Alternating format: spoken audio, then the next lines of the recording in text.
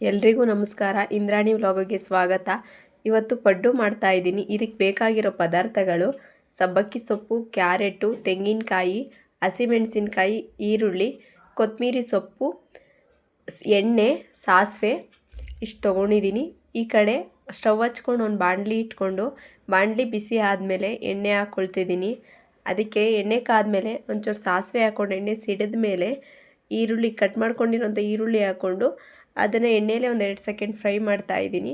ಅದಕ್ಕೆ ಸ್ವಲ್ಪ ಕರಿಬೇವಿನ ಸೊಪ್ಪು ಹಾಕ್ಕೊಂಡು ಸಬ್ಬಕ್ಕಿ ಸೊಪ್ಪು ಕಟ್ ಮಾಡಿ ಇಟ್ಕೊಂಡಿದ್ವಿ ಅದನ್ನು ಹಾಕ್ಕೊಳ್ತಾ ಇದ್ದೀನಿ. ಅದನ್ನು ಅಷ್ಟೇ ಅದೇ ಎಣ್ಣೆಯಲ್ಲಿ ಈರುಳ್ಳಿ ಜೊತೆ ಫ್ರೈ ಮಾಡಬೇಕಾಗುತ್ತೆ.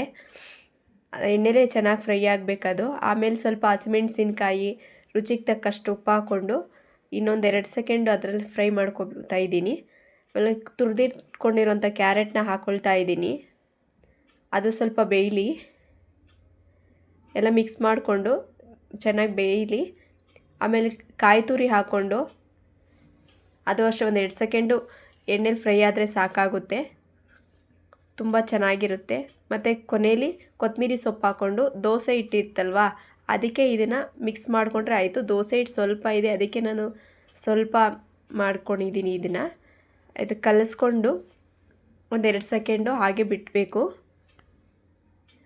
ಚೆನ್ನಾಗಿ ಬಂದಿದೆ ನೋಡಿ. ಉಪ್ಪು ಖಾರ ಎಲ್ಲ ಚೆನ್ನಾಗಿ ಹಿಡ್ದಿರುತ್ತೆ, ತುಂಬ ಟೇಸ್ಟಿಯಾಗಿರುತ್ತೆ. ಮತ್ತು ಸ್ಟವ್ ಹಚ್ಕೊಂಡು ಪಡ್ಡು ತವ ಇಟ್ಕೊಳ್ತಾ ಇದ್ದೀನಿ. ಅದಕ್ಕೆ ಪಡ್ಡು ತವಕ್ಕೆ ಎಲ್ಲದಕ್ಕೂ ಒಂದು ಚೂರು ಎಣ್ಣೆ ಹಾಕ್ಕೊಂಡು ಪಡ್ಡು ತವ ಬಿಸಿ ಆದಮೇಲೆ ಒಂದು ಚೂರು ಎಣ್ಣೆ ಹಾಕ್ಕೊಳ್ತಾ ಇದ್ದೀನಿ. ಬಿಸಿ ಆಗಿದೆ ನೋಡಿ. ಈಗ ಪಡ್ಡು ಎಲ್ಲದಕ್ಕೂ ಹಾಕಿದ್ದೀನಿ. ಆಮೇಲೆ ಲಾಸ್ಟಲ್ಲೂ ಸ್ವಲ್ಪ ಒಂದು ಚೂರು ಎಣ್ಣೆ ಹಾಕ್ಕೊಂಡ್ರೆ ಸಾಕಾಗುತ್ತೆ. ಮತ್ತು ಅದ್ರ ಮೇಲೆ ಪ್ಲೇಟ್ ಮುಚ್ಚಿ ಒಂದು 2-3 ನಿಮಿಷ ಬೇಯಿಸ್ಕೊಂಡ್ರೆ ನೀಟಾಗಿ ಬೆಂದಿರುತ್ತೆ. ಮತ್ತು ತಿರ್ವಾಕೊಂಡು ಬೇಯಿಸ್ಕೋಬೇಕಾಗುತ್ತೆ. ನೋಡಿ ಬೆಂದಿದೆ. ಈಗ ತಿರ್ವಾಕೊಂಡು ಒಂದೆರಡು ನಿಮಿಷ ಬೇಯಿಸ್ಕೊಂಡ್ರೆ ಟೇಸ್ಟಿಯಾಗಿರೋ ಪಡ್ಡು ರೆಡಿಯಾಗಿರುತ್ತೆ. ತುಂಬಾ ಚೆನ್ನಾಗಿರುತ್ತೆ, ತಿಂಡಿಗೆಲ್ಲ ತುಂಬ ಚೆನ್ನಾಗಿರುತ್ತೆ. ದೋಸೆ ಹಿಟ್ಟು, ಇಡ್ಲಿ ಹಿಟ್ಟು ಮಿಕ್ಕಿದ್ರೆ ಈ ಥರ ಮಾಡ್ಕೊಬೋದು, ಚೆನ್ನಾಗಿರುತ್ತೆ. ಈಗ ನೋಡಿ ರೆಡಿಯೇ ಆಗಿದೆ ಪಡ್ಡು. ಈ ಕಡೆ ಪಡ್ಡುಗೆ ಚಟ್ನಿ ರೆಡಿ ಮಾಡ್ಕೊಳ್ತಾ ಇದ್ದೀನಿ. ಒಂದು ಜಾರ್ಗೆ ಕಾಯಿ ತುರಿದು ಹಾಕ್ಕೊಂಡಿದ್ದೀನಿ.